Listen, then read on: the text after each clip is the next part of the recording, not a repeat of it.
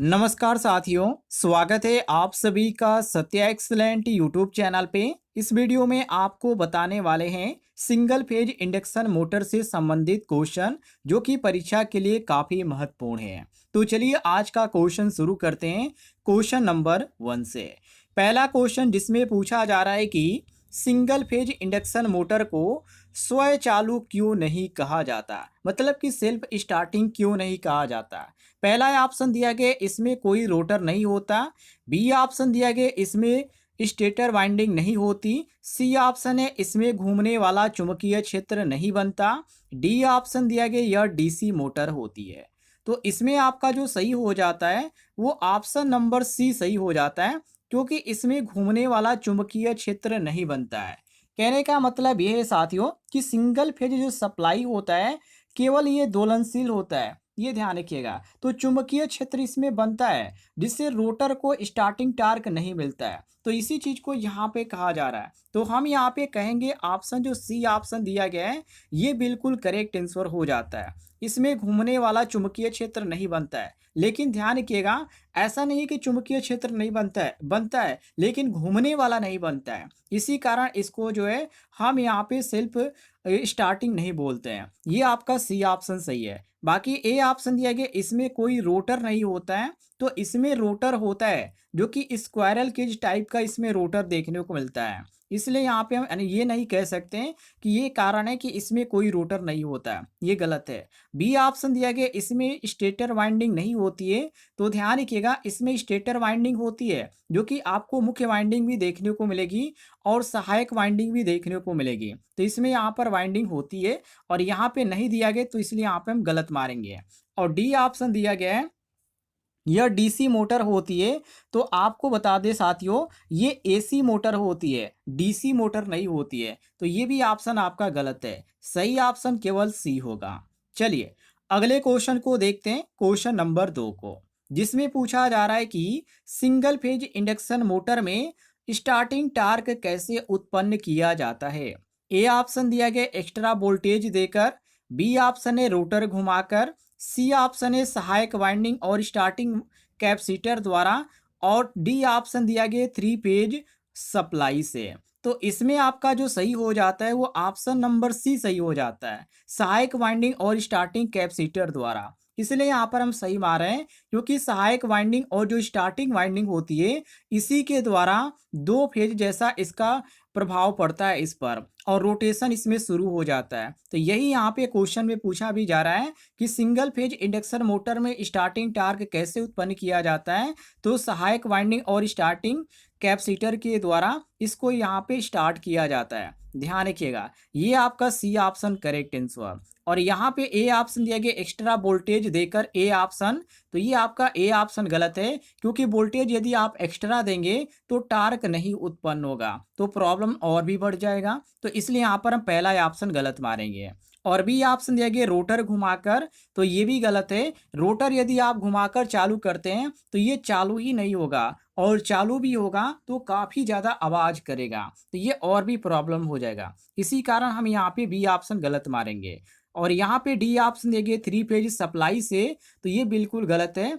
आप यहाँ पे ध्यान रखिएगा 3 फेज मोटर की जब बात होती है तब वहाँ पे आप यहाँ पे इसका उपयोग करते हैं। यहाँ पे सिंगल फेज मोटर है तो सिंगल फेज से ये आप इसको स्टार्ट करेंगे, 3 फेज से आप बिल्कुल भी नहीं करेंगे। तो ये आपका ऐसे ही गलत हो जाता है। सही ऑप्शन केवल ऑप्शन नंबर सी होगा, सहायक वाइंडिंग और स्टार्टिंग कैपेसिटर द्वारा। क्लियर हो गया साथियों, आगे बढ़ते हैं।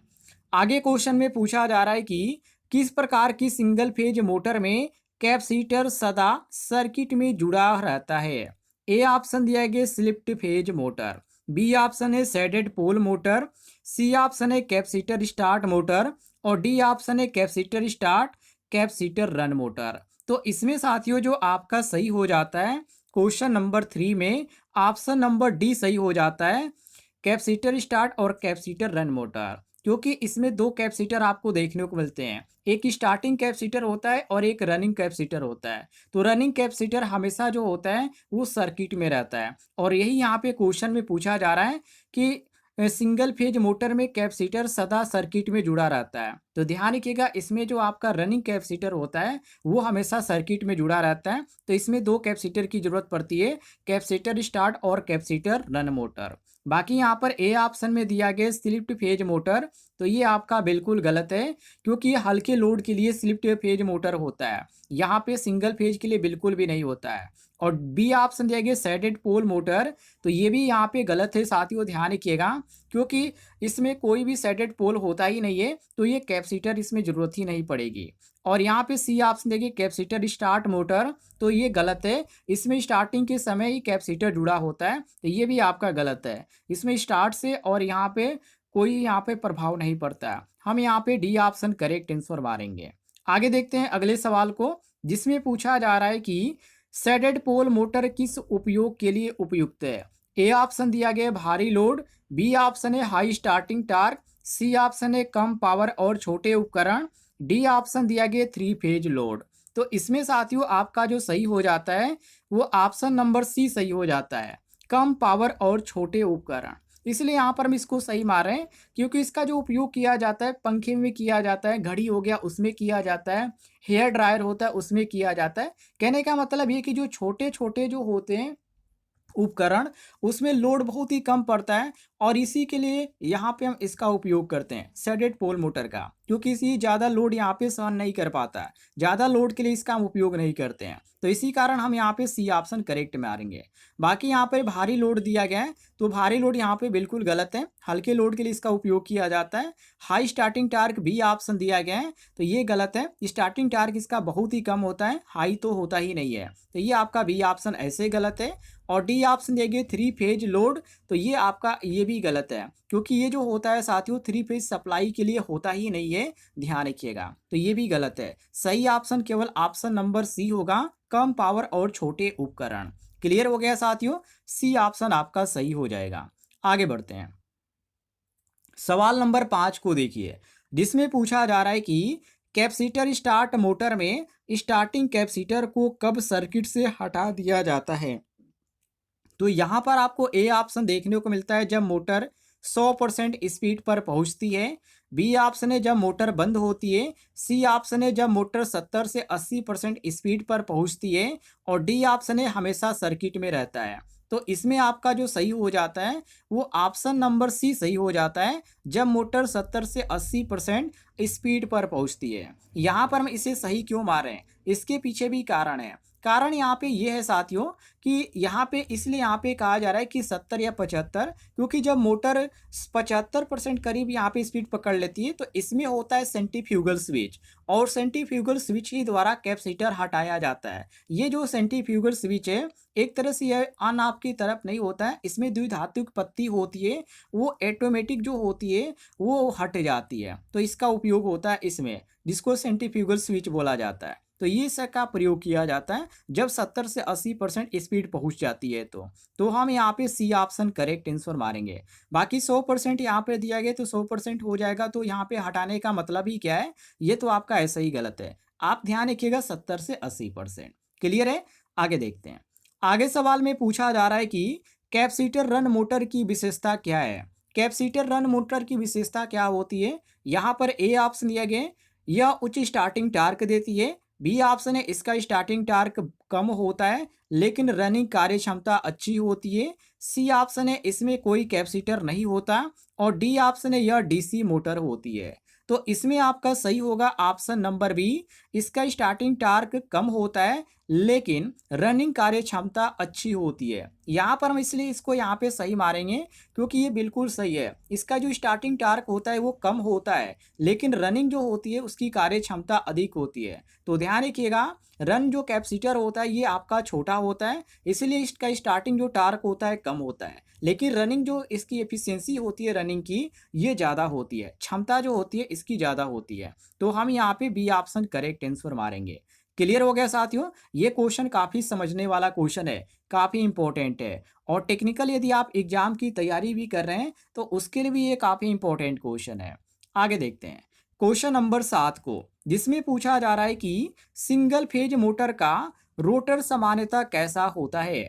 ए ऑप्शन दिया गया वाउंड रोटर, बी ऑप्शन है shaded pole rotor, C option है स्क्वायरल केज रोटर और डी ऑप्शन दिया गया डीसी रोटर। तो इसमें आपका सही होता है option number C, squirrel cage rotor. Squirrel cage rotor इसलिए यहाँ पर हम सही करें क्योंकि ज़्यादातर आपको देखने को मिलेगा कि जो सिंगल फेज मोटरें होती हैं वो स्क्वायरल केज रोटर ही होता है, तो इसी कारण हम यहाँ पे सी ऑप्शन करेक्ट आंसर मारेंगे। बाकी यहाँ पर वाउंड रोटर दिया गया ए ऑप्शन में, तो ये गलत है क्योंकि ये 3 फेज मोटर में उपयोग किया जाता है, वाउंड रोटर सिंगल फेज में नहीं किया जाता है, इसी कारण हम यहाँ पे ए ऑप्शन गलत मारेंगे। और बी ऑप्शन दिया गया सैडेड पोल रोटर, तो ये भी आपका गलत है क्योंकि इसकी जो टर्न होती है ये इसमें नहीं होती है, तो रोटर के लिए काफ़ी उपयोगी ये नहीं है, इसी कारण हम यहाँ पे गलत मारेंगे। और डी ऑप्शन दिया गया डीसी मोटर, तो डीसी रोटर, तो डीसी रोटर जो होती है इसकी अलग संरचना होती है सिंगल फेज से, तो ये आपका अलग चीज़ है, तो हम यहाँ पे सी ऑप्शन क्वेश्चन के अनुसार करेक्ट आंसर मारेंगे। आगे बढ़ते हैं अगले सवाल को देखिए, सवाल नंबर 8, जिसमें पूछा जा रहा है कि स्प्लिट फेज मोटर में सहायक वाइंडिंग कब तक जुड़ी रहती है। ए ऑप्शन हमेशा, बी ऑप्शन मोटर बंद होने तक, सी ऑप्शन मोटर चालू होते ही और डी ऑप्शन है मोटर 70 से 80 स्पीड तक पहुंचने तक। तो इसमें आपका सही हो जाता है साथियों ऑप्शन नंबर यहाँ पे डी, जो कि पिछले भी जो वीडियो में मैंने पिछले क्वेश्चन में जो बताया था वही क्वेश्चन यहाँ पर है जिसके बारे में मैंने आपको बताया था, वही चीज़ यहाँ पे पूछा जा रहा है क्योंकि इसमें सेंट्रीफ्यूगल स्विच होता है जो कि 75 से 80 भी यदि दे दिया जाता है तभी आप सही मारिएगा ऑप्शन को, यह 70 से 80 भी दिया जाता है तभी आप सही मारिएगा। ये क्वेश्चन वही क्वेश्चन है, थोड़ा सा क्वेश्चन घुमा के पूछा गया है, बाकी कोई अंतर नहीं है, ध्यान रखिएगा। चलिए आगे देखते हैं अगले सवाल को, जिसमें साथियों पूछा जा रहा है कि सिंगल फेज मोटर में स्टार्टिंग के लिए प्रयुक्त कैपेसिटर कौन सा होता है। सिंगल फेज मोटर में पूछा जा रहा है। ए ऑप्शन दिया गया इलेक्ट्रोलाइटिक टाइप, बी ऑप्शन है पेपर टाइप, सी ऑप्शन है आयल टाइप और डी ऑप्शन दिया गया सेरेमिक टाइप। तो इसमें आपका सही हो जाता है option number A, electrolyte type. इसलिए यहाँ पर इसको हम सही मार रहे हैं क्योंकि ये सस्ता भी होता है और इसका जो कैपेसिटेंस होता है वो काफ़ी हाई भी होता है, लेकिन ये लंबे समय तक आप इसे उपयोग में नहीं ले सकते, ये बहुत ही जल्द खराब भी हो जाता है, ये भी ध्यान रखिएगा। बाकी यहाँ पर बी ऑप्शन दिया गया पेपर टाइप, तो ये पेपर टाइप जो होता है ये बहुत ही कम वोल्टेज जो होता है उत्पन्न करता है, तो इसका ज़्यादा उपयोग नहीं किया जाता है। और सी ऑप्शन दिया गया आयल टाइप, तो ये जो होता है रनिंग के लिए होता है, रन कैपेसिटर के रूप में इसका उपयोग किया जाता है, तो ये भी यहाँ पे आयल टाइप भी गलत हो जाता है क्योंकि मोटर में स्टार्टिंग के बारे में पूछा जा रहा है, तो ये गलत है। और डी ऑप्शन दिया गया सेरेमिक टाइप, तो ये भी आपका गलत है क्योंकि पावर सर्किट में इसका उपयोग किया जाता है, यहाँ पे सिंगल फेज में बिल्कुल भी नहीं, तो ये भी आपका गलत है। सही ऑप्शन केवल ऑप्शन नंबर ए होगा, ध्यान रखिएगा।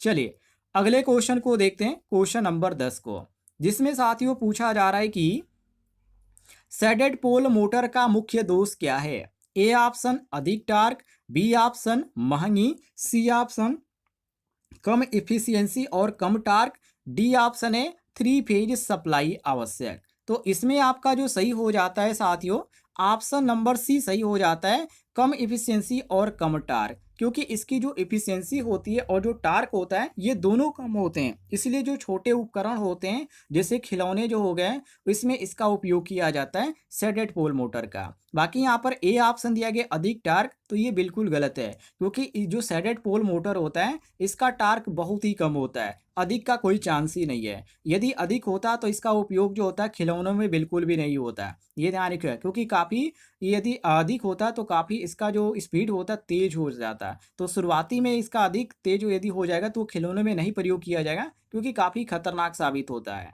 तो ये ध्यान रखिएगा। इसी कारण इसका उपयोग खिलौनों में किया जाता है क्योंकि इसका जो टार्क होता है बहुत ही कम होता है। और यहाँ पे बी ऑप्शन दिया गया महंगी, तो महंगी और सस्ती की कोई बात ही नहीं है साथियों, ये आपका ऐसे ही गलत है। और डी ऑप्शन दिया गया 3 फेज सप्लाई आवश्यक, तो ये ध्यान रखिएगा ये सिंगल फेज पे काम करती है, तो 3 फेज सप्लाई की इसमें कोई आवश्यक ही नहीं है, तो ये आपका ऐसे ही गलत है। सही ऑप्शन आपका केवल सी ऑप्शन होगा, ध्यान रखिएगा। चलिए क्वेश्चन नंबर 11 को देखिए, जिसमें पूछा जा रहा है कि स्प्लिट फेज मोटर में या स्प्लिट फेज मोटर को कौन से अन्य नाम से जाना जाता है। A option shaded pole motor, B option resistance start motor और यहाँ पे दिया गया कैपेसिटर स्टार्ट मोटर और डी ऑप्शन दिया गया यूनिवर्सल मोटर। तो इसमें आपका जो सही हो जाता है ऑप्शन नंबर बी सही हो जाता है, रेजिस्टेंस स्टार्ट मोटर। इसलिए यहाँ पे सही हो जाएगा क्योंकि इसमें जो सहायक वाइंडिंग होती है उसकी रेजिस्टेंस जो होती है वो मुख्य वाइंडिंग से अधिक होती है, तो इसीलिए इसे हम इसको बोलते हैं रेजिस्टेंस स्टार्ट मोटर। तो ध्यान रखिएगा, स्लिप्ड जो फेज मोटर होता है उसको रेजिस्टेंस स्टार्ट मोटर के नाम से भी जाना जाता है। बी ऑप्शन आपका करेक्ट आंसर हो जाएगा। आगे देखते हैं। आगे सवाल में पूछा जा रहा है कि स्प्लिट फेज मोटर की सहायक वाइंडिंग का उद्देश्य क्या है।